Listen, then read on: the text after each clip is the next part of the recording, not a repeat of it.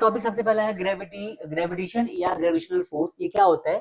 Basically एक force होता है जो हर दो ऑब्जेक्ट को अट्रैक्ट करता है यूनिवर्स के अंदर। यूनिवर्स के अंदर हर दो ऑब्जेक्ट के बीच में अगर एक अट्रैक्शन फोर्स लग रहा है तो उसको हम क्या नाम देते हैं? Gravitational force. तो डेफिनेशन क्या बन जाएगा? द फोर्स ऑफ अट्रैक्शन,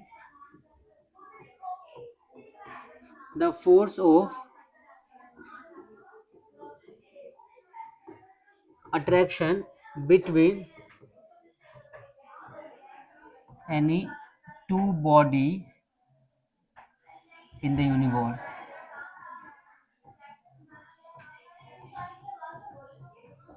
ठीक है भाई, यूनिवर्स में हर दो बॉडी के बीच में लगने वाले अट्रैक्शन फोर्स को क्या बोलते हैं? Gravitational force. ग्रेविटी का मतलब क्या होता है? तो ग्रेविटी अगर हमारे अर्थ पे कोई ऑब्जेक्ट, मतलब अर्थ जब किसी ऑब्जेक्ट पे अट्रैक्टिव फोर्स लगाती है तो उस फोर्स को नाम देते हैं gravity. The force of attraction exerted by the earth on any object near its surface. जब बात समझ में आ गई, जैसे मान लो हमारे पास ये अर्थ की बॉडी है और अर्थ के यहाँ पे कोई बॉडी है तो अर्थ उस पर अट्रैक्शन फोर्स अपने सेंटर की तरफ लगाता है, तो इसको हम क्या नाम देते हैं? ग्रेविटी।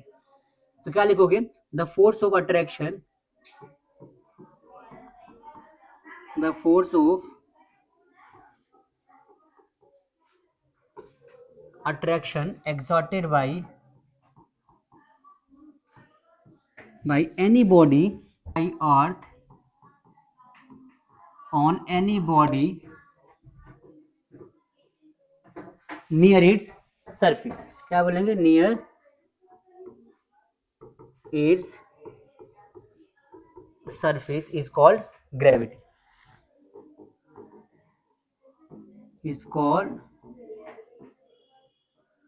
gravity. अच्छा, ग्रेविटी की वजह से एक टॉपिक आता है फ्री फॉल। क्या टॉपिक आता है? Free fall. क्या मतलब होता है कि जब भी कोई ऑब्जेक्ट सिर्फ और सिर्फ ग्रेविटी के इंपैक्ट से नीचे गिरता है अर्थ के सरफेस पे तो उसको बोलते हैं फ्री फॉल। एग्जांपल की बात करते हैं, अगर ये बॉल है तो ये बॉल मान लो अपने आप यहाँ पे छोड़ दिया मैंने, अपने आप गिरा है ना, हमने कुछ नहीं किया। अगर मैंने उसका सिर्फ फोर्स लगा के थ्रो किया है तो मेरे फोर्स के इन्फ्लुएंस नीचे गिरेगा, लेकिन ऐसा तो मैंने किया नहीं है। जस्ट मैंने इसको रिलीज किया, क्या किया? इसको रिलीज कर दिया, अपने आप गिर गया नीचे। This is called free fall. मतलब क्या हो गया कि सिर्फ ग्रेविटी है जो क्या कर रही है, इसको अपनी तरफ खींच रही है। तो जब कोई ऑब्जेक्ट सिर्फ और सिर्फ ग्रेविटी के इंपैक्ट से नीचे गिरता है तो उसको क्या बोलते हैं हम? Free fall. यहाँ पे एक नया रिजल्ट निकल गया है, इसको बोलते हैं एक्सेलरेशन ड्यू टू ग्रेविटी। क्योंकि ऑब्जेक्ट जब गिरता है ना तो उस पर एक्सेलरेशन प्रोड्यूस होता है। जैसे मान के चलो, ध्यान से देखना, कोई ऑब्जेक्ट है, ये बहुत पास से गिर रहा है ऐसे, तो इसका इन्फ्लुएंस थोड़ा सा, मतलब इसका इफेक्ट थोड़ा सा कम होगा, छोटा इफेक्ट होगा। लेकिन ऊपर से गिरा, ज्यादा इफेक्ट पड़ा इसका बॉडी के ऊपर। मतलब किसी ऑब्जेक्ट को ना, जैसे आवाज सुना, ये ऑब्जेक्ट, ये पेन है छोटा सा, इस पेन को यहाँ से गिराया, कितनी आवाज है, यहाँ से गिराया, आवाज बढ़ गई, मतलब कि इसने ज्यादा इफेक्ट डाला होगा सरफेस के ऊपर। तो जब जब कोई ऑब्जेक्ट ऊपर से नीचे गिरता है ना तो उसमें एक्सेलरेशन प्रोड्यूस होता है, और वो जो एक्सेलरेशन होता है वो इस बात पर डिपेंड करता है कितनी हाइट से उसको हम गिरा रहे हैं।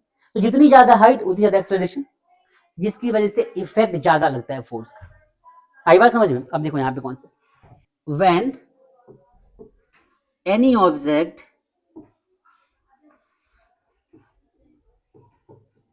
fall towards earth surface just because of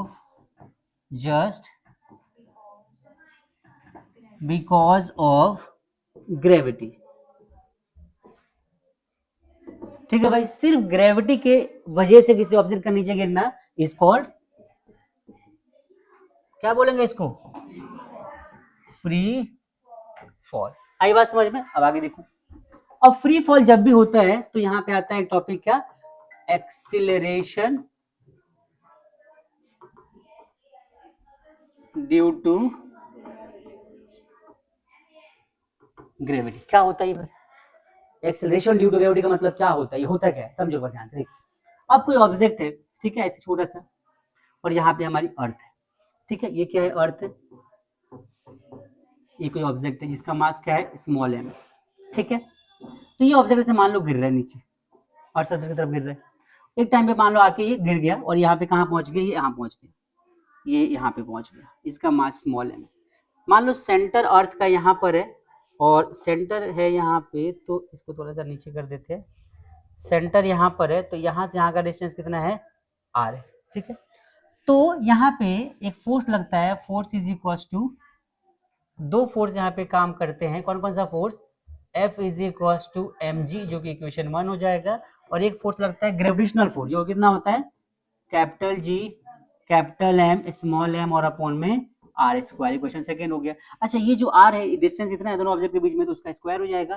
capital M जो है मास ऑफ द अर्थ है, और स्मॉल m इसका मास है, दोनों को इक्वेट कर दो तो क्या बनेगा, mg is equal to capital G capital M small m और अपॉन में r square. Small m cut जाएगा, तो यहाँ पे जो G हमारा आ गया वो capital G into capital M और अपॉन में r स्क्वायर। लोग सर ये r क्या है, ये कैपिटल G क्या है, इसकी बात हम आगे अभी करेंगे यूनिवर्सल लॉ ऑफ ग्रेविटेशन के अंदर।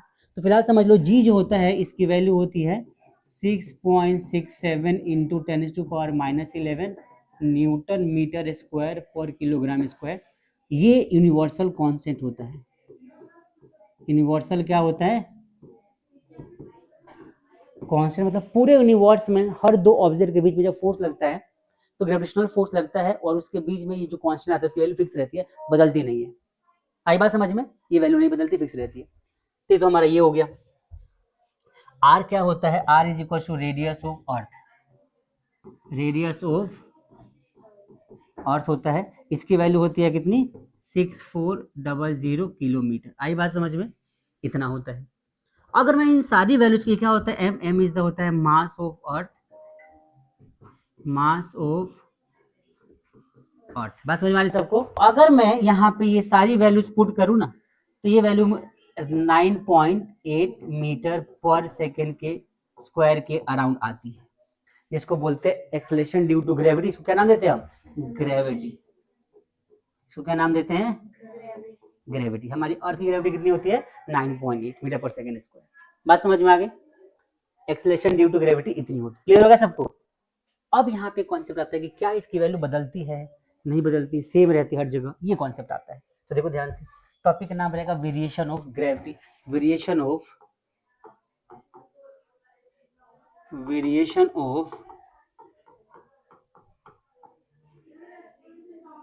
Acceleration due to gravity. मतलब क्या, इसका ध्यान से देखो, तो इसकी वैल्यू बदलती रहती है।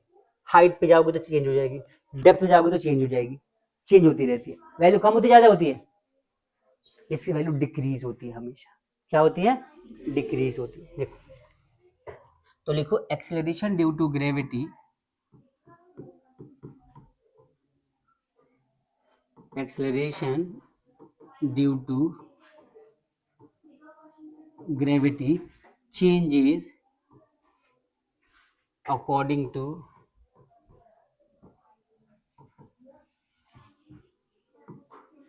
places and it decrease as we move towards the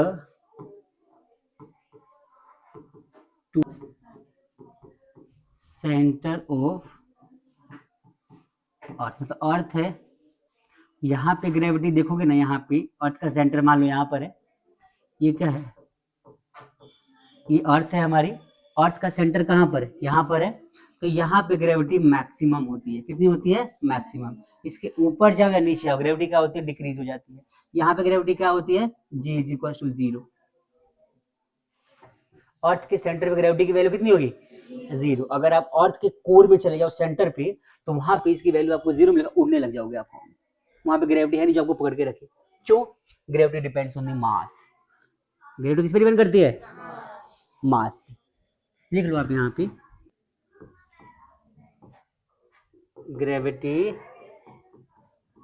depends upon the mass of the, किसके मास पर डिपेंड करती है, of the earth, of the earth, जिसके बॉडी पे आप हो।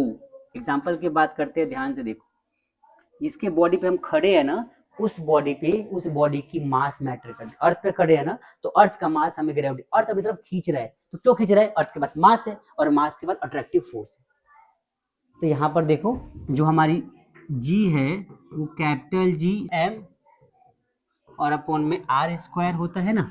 इसका मतलब क्या हो गया कि ये जो मास ऑफ अर्थ होता है, तो अर्थ का मास प्रोपोर्शनल है किसके?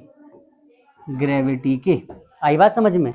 जितनी ज्यादा मास उतनी ज्यादा ग्रेविटी। इसलिए जो प्लैनेट्स बहुत ज्यादा हैवी है, बड़े है ना, उनका मास ज्यादा है क्योंकि ग्रेविटी ज्यादा है। जो छोटे है उसकी ग्रेविटी कम है। मून की ग्रेविटी कम है, हमसे छोटा है। मून की ग्रेविटी क्या है? कम है, मास छोटा है उसका। तो मून की जो ग्रेविटी है, ग्रेविटी ऑफ मून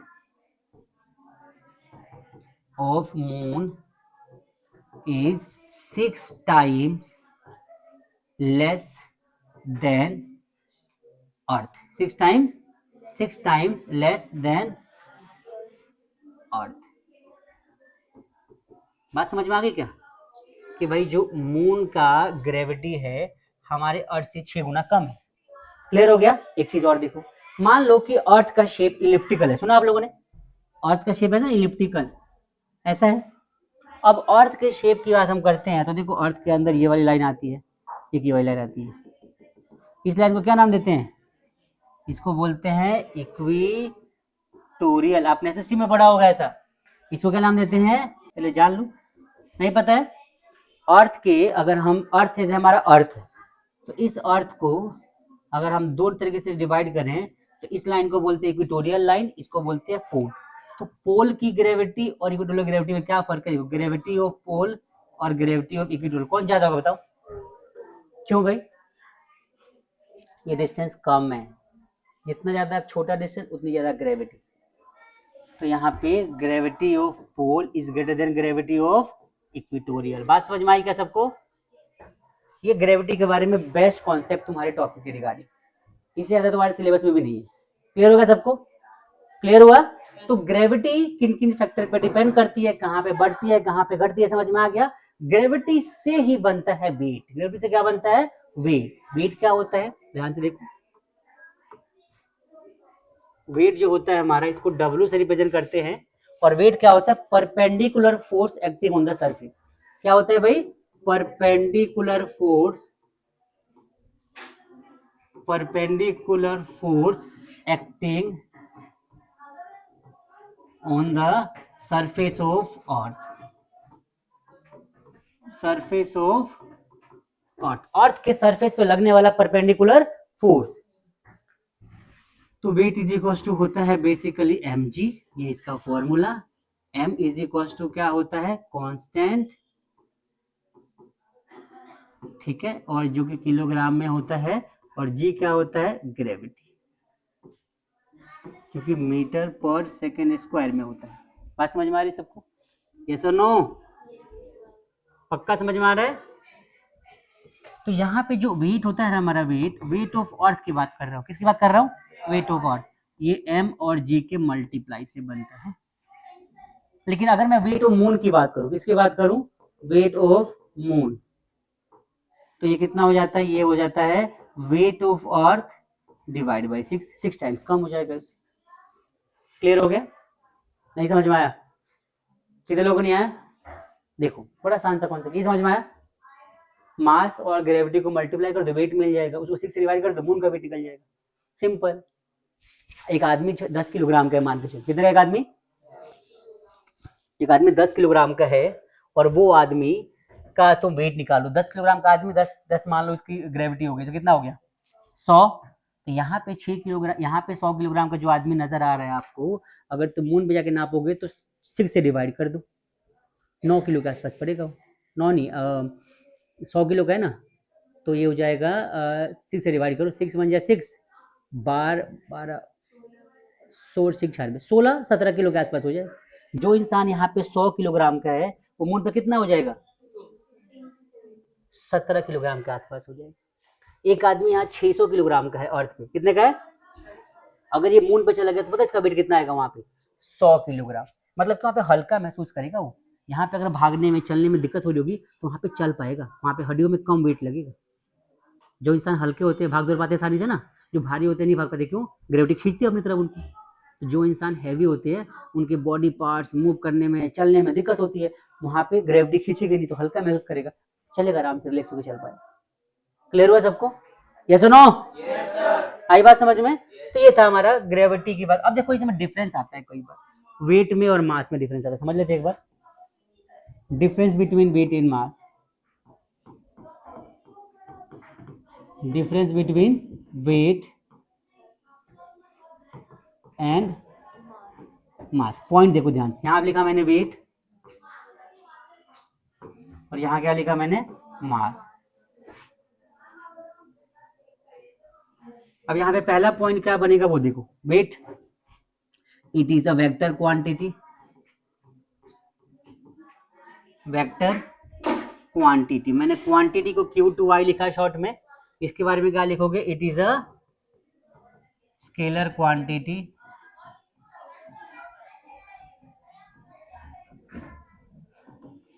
दूसरा पॉइंट देखो,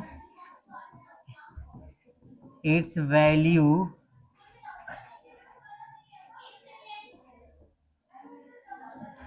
वेरीज प्लेस टू प्लेस, मतलब कि अलग अलग जगहों पे जाओगे तो आपको वेट अलग अलग दिखाई देगा, अलग अलग वेट सुनाई देगा। बात समझ में आ रही है? लेकिन जो मास होता है वो हमेशा कांस्टेंट रहता है, कभी नहीं बदलता। मास क्या होता है? कभी नहीं बदलता। उसका उसका जो मास होता है किसी ऑब्जेक्ट का वो हमेशा फिक्स रहेगा, कभी चेंज नहीं होगा। तो वेट का क्या फर्क है? वेट में क्या डिफरेंस है? तो वेट ये होता है कि बार बार इंसान का बदलता रहता है, मास क्या होता है? नहीं बदलता। मास क्या होता है?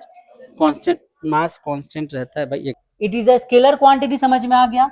its value varies place to place, its value is constant, its value is constant। बात समझ में आ गई? इसकी वैल्यू क्या होती है? कांस्टेंट। तीसरा देखो, तीसरा, it depends upon, it depends upon only g, it depends upon mass, it depends upon mass। चौथा पॉइंट क्या हो जाएगा? SI यूनिट इज न्यूटन, इस SI यूनिट इज किलोग्राम। बात समझ में आ गई सबको? ये हमने पढ़ा ग्रेविटी, वेट, मास। क्लियर हो गया? आगे देखो, एक टॉपिक हमारा आता है, उससे पहले का टॉपिक है यूनिवर्सल लॉ ऑफ ग्रेविटेशन। तो इसको पढ़ लेते हैं एक बार, फिर आगे बढ़ेंगे। टॉपिक का नाम है यूनिवर्सल लॉ ऑफ ग्रेविटेशन। इसी को न्यूटन्स लॉ ऑफ ग्रेविटेशन के नाम से भी जानते हैं, न्यूटन्स लॉ ऑफ ग्रेविटेशन नाम जानते हैं। गाइस यहाँ देखिए आप लोग, जो न्यूटन जो थे, आप सबने सुना होगा किसने बनाया लॉ, कहाँ से बनाया, कैसे बनाया, ऐसे बहुत बार सुना होगा आपने। न्यूटन ग्रेट साइंटिस्ट थे, उन्होंने इसके बारे में डिस्कवरी करी। खतरनाक टॉपिक था। कैसे? देखो ध्यान से, न्यूटन ने बहुत टाइम लगाया, सोचा समझा, फिर बाद में अपने निष्कर्ष दिया कि प्लैनेट्स एक दूसरे पे फोर्स लगाते अट्रैक्टिव नेचर। अब इन्होंने पहली बार क्या बताया कि भाई दो ऑब्जेक्ट है हमारे पास, मान लो बॉडी है, ठीक है, ठीक है, दो हमारे पास बॉडी है अगर, और इनके बीच का जो डिस्टेंस है ना, कुछ मान लो सेंटर से इनके यहां तक आ रहा है, ठीक है भाई। आगे देखो, मान लो M1 और ये मानते हैं M2, इनके बीच का डिस्टेंस मान लेते हैं R, ठीक है। देखो, तो ये वाला बॉडी इस पे अट्रैक्शन से सेंटर से आप काउंट करना, इसको हमेशा याद रखना, सेंटर से होता है। लिख लो इसके बारे में, it is a central forces. क्या होते हैं? It is a central force. इसका मतलब क्या होता है कि हमेशा सेंटर से फोर्स को लगाते हैं। कहां से लगाते हैं? सेंटर से फोर्स को लगाते हैं। ये वाला इस पे फोर्स लगाएगा, ये वाला इस पे फोर्स लगाएगा। इनका वैल्यू कितना होगा? तो इनका फोर्स जो होता है प्रोपोर्शनल किसके होता है? M1 और M2 के प्रोडक्ट के इक्वेशन बना दिया हमने। फिर यही फोर्स इस बात पे भी डिपेंड करता है कि डिस्टेंस कितना ज्यादा है इनके बीच का, इसको क्वेश्चन सेकंड बना दिया हमने। अगर मैं फ्रॉम 1 एंड 2 बोलूं, दोनों क्वेश्चन को मैं अगर कंबाइन करूं, तो फ्रॉम 1 एंड 2 जो हमारी फोर्स की वैल्यू आती है वो कितनी आती है, प्रोपोर्शनल टू m1 m2 और अपॉन में आर स्क्वायर। ये जो प्रोपोर्शनैलिटी है ना, ये यहाँ पे देता है एक नए कांस्टेंट को, तो F इज इक्वल टू आता है यहाँ पे कैपिटल जी और क्या हो जाएगा m1 m2 और अपॉन में आर स्क्वायर। यही से आता है कैपिटल जी का इन मतलब शुरुआत होती है। इसकी वैल्यू, इसको बोलते हैं यूनिवर्सल ग्रेविटेशनल कांस्टेंट, और इसकी वैल्यू कितनी होती है 6.67 10⁻⁻11 न्यूटन मीटर स्क्वायर पर किलोग्राम स्क्वायर, ये वैल्यू होती है इसकी। बात समझ में आ गई। अब आता है कि भाई यूनिवर्सल लॉ ऑफ ग्रेविटेशन कहता क्या है। तो ये कहता है कि दो ऑब्जेक्ट के बीच में लगने वाला फोर्स उनके मास के प्रोडक्ट के प्रोपोर्शनल होता है, और उनके बीच में जो डिस्टेंस होता है मतलब उसके स्क्वायर के इनवर्सली प्रोपोर्शनल होता है। डेफिनेशन क्या बनेगा, देखो ध्यान से, according to universal law of gravitation. बात समझ में आ गई, क्या लिखा मैंने, according to universal law of gravitation, short में लिखा है the force of attraction, the force of attraction between any two bodies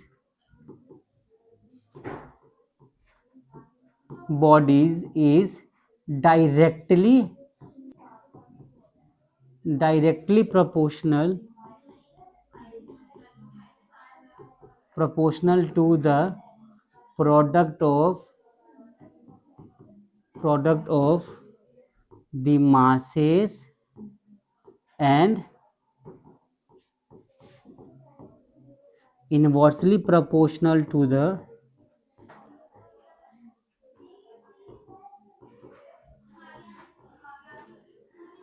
square of the distance between them। ये इसका बेटा क्या हो गया, पूरा डेफिनेशन आ गया। आई बात समझ में, definition, formula, derivation, concept clear हो गया सबको। ये कुछ फैक्टर्स पे डिपेंड करता है, किस किस पे डिपेंड करता है, तो डिपेंड करता है मास पे और डिस्टेंस पे।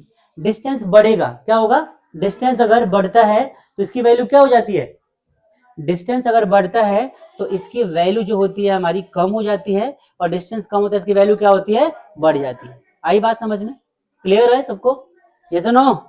एक टॉपिक लास्ट समझ लो कि एप्लीकेशंस क्या होते हैं इसके, एप्लीकेशन क्या होते हैं एक बार पढ़ लेते हैं। तो कुछ एप्लीकेशंस भी है इसके, एप्लीकेशंस क्या होते हैं ध्यान से देखो। हाँ जी बेटा, बहुत बार आती है। एप्लीकेशन क्या होता है, तो देखो पहला एप्लीकेशन क्या हो जाएगा इसका, it binds us to the earth, it binds us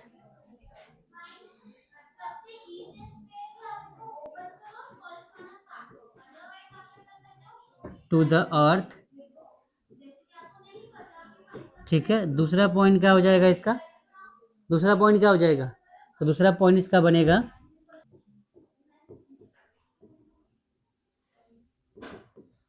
high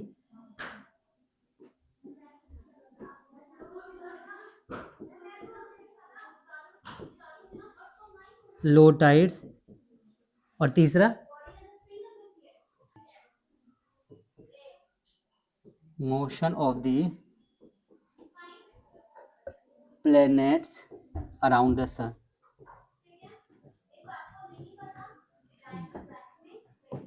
बात समझ में आ गई, सन के अराउंड जितने भी मोशन होते हैं प्लैनेट्स के, वो सभी इसी फोर्स की वजह से होता है। क्लियर हो गया सबको। So these all are the applications, this is the definition and this is the concept or derivation of this topic। I hope सबको समझ में आ गया होगा कॉन्सेप्ट क्या है।